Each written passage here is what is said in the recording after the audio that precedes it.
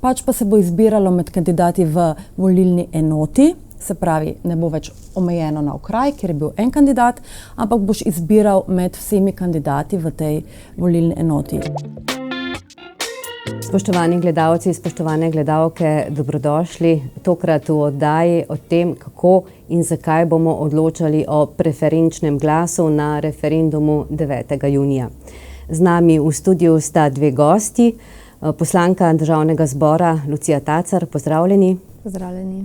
In pa gospa Maša Kociper, ki prihaja iz kabineta predsednika vlade in je tudi kandidatka na evropskih volitvah Gibanja Svoboda.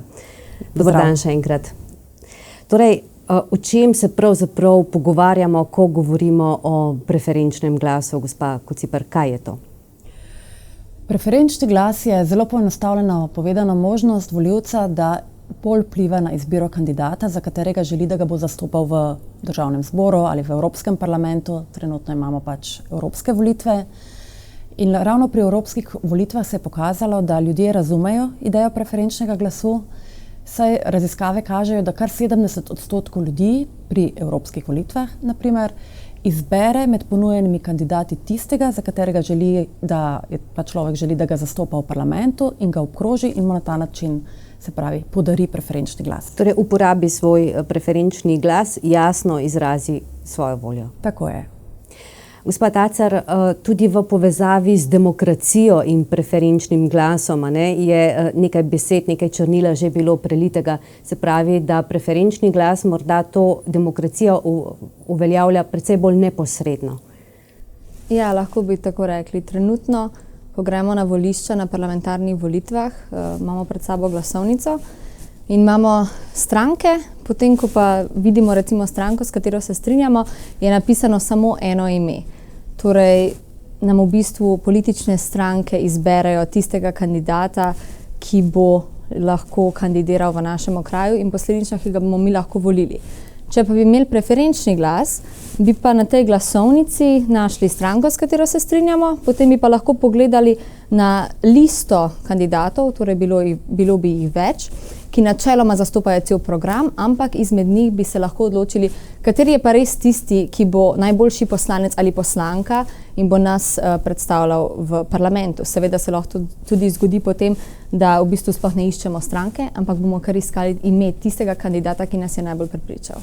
Zdaj me to najbolj spominja na predsedniške volitve ali na županske volitve. Vseeno bo veliko več kandidatov, kot jih je na teh volitvah, tako da bo glasovnica malce drugačna, če iz tega vidika gledamo. Gotovo pa lahko bolje primerjamo z evropskimi volitvami, čeprav ne bo čisto enako, ker ne bo seveda na ravni cele države. To bi bila glasovnica, ki bi jo zelo težko držali v rokah.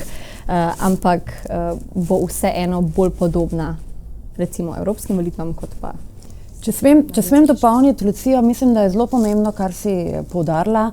Ljudje, kot rečeno, zdaj že razumejo preferenčni glas in zdaj, ko govorimo o tej možni spremembi preferenčnega glasa tudi za volitve poslancev v Državni zbor, nekateri prav tako, kot je rekla Lucija, razumejo, da bojo še vedno izbirali med kandidati iz cele države. Žal to tehnično ne bi bilo izvedljivo, ker bi bilo kandidatov enostavno preveč, pač pa se bo izbiralo med kandidati v volilni enoti, se pravi, ne bo več omejeno na okraj, kjer je bil en kandidat, ampak boš izbiral med vsemi kandidati v tej volilni enoti. Koliko bo kandidatov tvoje stranke v volilni enoti, bo odvisno od tega, kaj bo zakon določil, koliko bo volilnih enot, ampak med temi boš imel bistveno večjo izbiro, kot si jo pač imel do sedaj. Zdaj ste pravzaprav posredno načeli dve vprašanji, in prvo je, ali se politične stranke tega bojite. Se pravi, da ne bi več v ospredje prišli kandidati, kandidatke, na katere stavi stranka. Mislim, da je to zelo pomembno vprašanje, ki daje tudi odgovor na to, zakaj kljub temu, da se o preferenčnem glasu že toliko let govori, do sedaj še ni bil sprejet. Odgovor je očitno, da nekatere stranke se bojijo preferenčnega glasu, druge pa očitno ne. Naša stranka Gibanje Svoboda ima to v svojem programu zapisano, uveljavitev preferenčnega glasu, tudi v koalicijski pogodbi je to zapisano in jaz osebno recimo se za preferenčni glas borim že odkar sem vstopila v politiko. Dejstvo pa je, da nekatere stranke, kar recimo direktno, SDS recimo, ki je imela do sedaj praktično do človeka natančno naštudirano, v kateri okraj mora kandidirati katerega poslanca, da bo ta izvoljen, in imajo nekatere poslance, ki so v parlamentu že koliko, 5, 6, 7 mandatov, ne? Tega ne bodo mogli več tako početi, ker jim bodo lahko volivci, seveda njihovi volivci, prekrižali te račune. Drugo vprašanje, ki ga načenjamo, pa je pravzaprav, kaj bo zdaj z volilnimi okraji oziroma z volilnimi enotami. Ali drži očitek, da bo tak sistem preferiral večja mesta in da bo podeželje ostalo še manj slišano kot do zdaj? Jaz mislim, da ne. Več razlogov je za to. Prvi izhodiščni, ko sem se soočala s tem vprašanjem sama, je, ali je podeželje že slišano zdaj s tem volilnim sistemom. Če pogledamo, ravno nekateri ti poslanci, ki jih je omenjala Maša, ki so že 20 let v parlamentu, so recimo izvoljeni v podeželskih okrajih, prihajajo pa iz mest. Torej, ta bojazen že zdaj ni uresničena. Mislim pa, da tudi v Gibanju Svoboda si bomo prizadevali, da seveda bodo imeli vsi volivci pač tukaj čim bolj enake pogoje. In ravno zato je tako pomembno, da bojo imeli v eni regiji, če rečem, ali volilni enoti, volivci možnost izbirati izmed več kandidatov. In kampanja bo toliko bolj pomembna, da se bojo te kandidati lahko dokazali, in jaz ne dvomim, da je veliko dobrih podeželskih kandidatov, ki bodo brez problema prepričali tudi volivce v mestih, da so zelo kompetentni in najboljša izbira za njih. Sama imam družino iz podeželja, skoraj najbolj zakotnega podeželja naši državi, in poznam nekatere zelo aktivne ljudi tam in res verjamem, da tudi če bi morali kandidirati v regiji, bi bil njihov potencial prepoznan, tako da mislim, da na tej točki ne smemo podcenjevati tako podeželskih kandidatov, kot pa volivcev v teh regijah, da bojo prepoznali tiste kandidate, ki so res dobri. A je možno, da se zaradi tega, zaradi spremenjenega načina volitev zviša udeležba, da to kakorkoli vpliva na udeležbo, ne? Ker zdaj morda bojo pa ljudje le dobili občutek, da lahko še bolj vplivajo na izbor? Zame je to upanje, da bo povečala udeležbo, eno od ključnih, da se prizadevam za ta preferenčni glas. Da res ljudem damo občutek, da lahko bolj vplivajo na to, kdo bo njihov predstavnik v državnem zboru.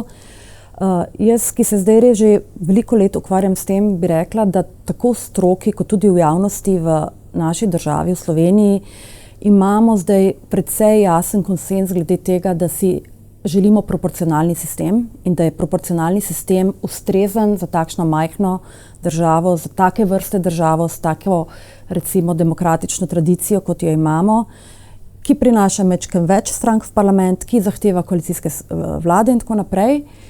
Tako da glede tega ne vidim problema. Bi pa po moje ravno ta možnost preferenčnega glasu ljudi morda privabila, da bi v večjem procentu prišli podpreti prav tistega, ki ga oni podpirajo, ne pa nekoga, ki mi ga je v njihovem okraju pripravila stranka. In če smem dopolniti, kar je Lucija rekla, ne samo v kampanji, a ne Lucija, ampak tudi pri delu, to se mi zdi še bolj ključno. Ljudje bodo na volitvah potem nagrajevali tiste poslance, ki se bodo v mandatu izkazali za proaktivne, ki bodo zares zastopali njihove interese, ki bodo držali dane obljube, ki bodo se postavili za svoje, morda tudi lokalno okolje, tako da ali bo ta aktiven poslanec iz Kočevja ali iz centra Ljubljane, zame sploh ni problematično.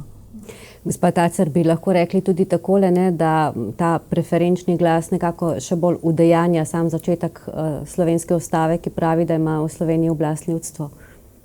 Seveda bi lahko rekli to. Vedno, ko ima volivec lahko bolj neposreden vpliv na tiste na predstavnike, je to gotovo pozitivna stvar. Jaz bi pa, če dovolite, dodala še nekaj glede tega referenduma in zakaj v bistvu smo se odločili v Gibanju Svoboda po tem daljšem procesu, da vseeno, kljub temu konsenzu, ki ga omenjala Maša, gremo na referendum. Maša bo bolj vedela kot jaz, ker se že dlje časa s tem ukvarja, koliko truda je potrebnega, da se poskuša oblikovati neka zadostna večina za spremembo volilne zakonodaje. Izkazalo se je na žalost, da poslanci v državnem zboru, stranke, ki so zdaj noter, 2/3 za tako spremembo težko naberejo. In ravno zato smo se odločili, da gremo o tem vprašanju še neposredno vprašati volivce. Tukaj sta v mojem videnju ključni dve stvari. Res, da se volivci opredelijo, če želijo imeti to možnost, da obkrožijo kandidata, drugo pa, da pridejo na volišča v čim večjem številu. Ker če bomo mi imeli dovolj veliko volilno udeležbo na tem posvetovalnem referendumu in če se bodo volilci opredelili, kot se bojo za eno ali drugo odločitev, bo to pomemben znak za vse, ne samo stranke v državnem zboru, ampak vsakega poslanca posebej. Bo v bistvu večji pritisk, da če si res večina ljudi želi imeti vpliv, kdo smo mi, da bomo glasovali proti takemu predlogu. Mislim, da je to, kar je povedala Lucija, zelo pomembno in treba kar direktno poudariti. Do zdaj, v teh 10 letih, ko se pogovarjamo o preferenčnem glasu, je v parlamentu vedno zmanjkalo nekaj glasov. Na splošno v teoriji ustavnega prava velja mnenje, da poslanci težko spremenijo volilni sistem, po katerem so bili sami izvoljeni. Levo-sredinske stranke dokazujemo, temu ni tako, ker se že ves čas trudimo to spremeniti, ampak kar rečemo direktno, če bodo ljudje izrazili voljo, da želijo, da je v naš sistem uveden preferenčni glas, bo to veliki pritisk na poslance, ki so do zdaj temu nasprotovali. Potem se bo pa vsak poslanec pri sebi mogel odločiti ali po izraženo voljo ljudstva, ki pa seveda, tako kot pravi Lucija, mora biti čim bolj trdno izražena, če želimo to spoštujejo ali pa ne. In če jo ne bodo, jih bodo morda njihovi volivci za to kdaj tudi kaznovali. Se pravi, večja kot bo udeležba, večja bo teža referenduma. Gotovo. In to je zelo pomembno. Samo še ena stvar za konec, malo za šalo, malo za res, če je toliko časa trajalo, da bomo sedajle končno, morda pa vendarle dobili preferenčni glas tudi na državnozborskih volitvah. Kaj pravite, koliko časa bo trajalo, da upeljemo institut odpoklica poslanca in župana?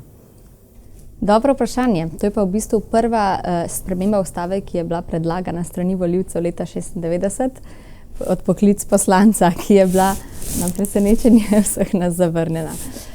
Jaz menim, da posebej za institut poslanca to v mojem pravnem znanju do zdaj, imam diplomo iz pravne fakultete zaenkrat samo, to ni nek sistem, ki ga uvajajo liberalne demokracije. Tak sistem poznajo na Kubi.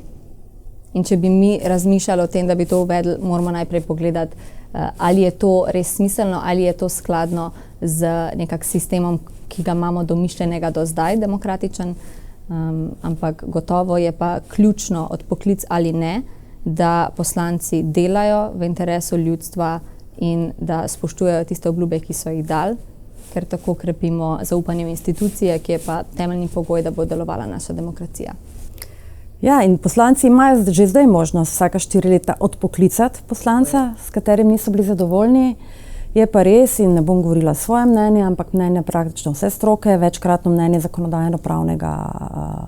zakonodajno-pravne službe v državnem zboru, da v sistemu, ki ga imamo, kjer je poslanec in predstavnik vseh državljanov, je ta odpoklic tehnično zelo težko izvedljiv, ker bi mogli pač vsi glasovati za odpoklic. To ni bila sicer tema našega pogovora, pa vendarle hvala lepa obema in srečno. Hvala, Romana. Hvala vam.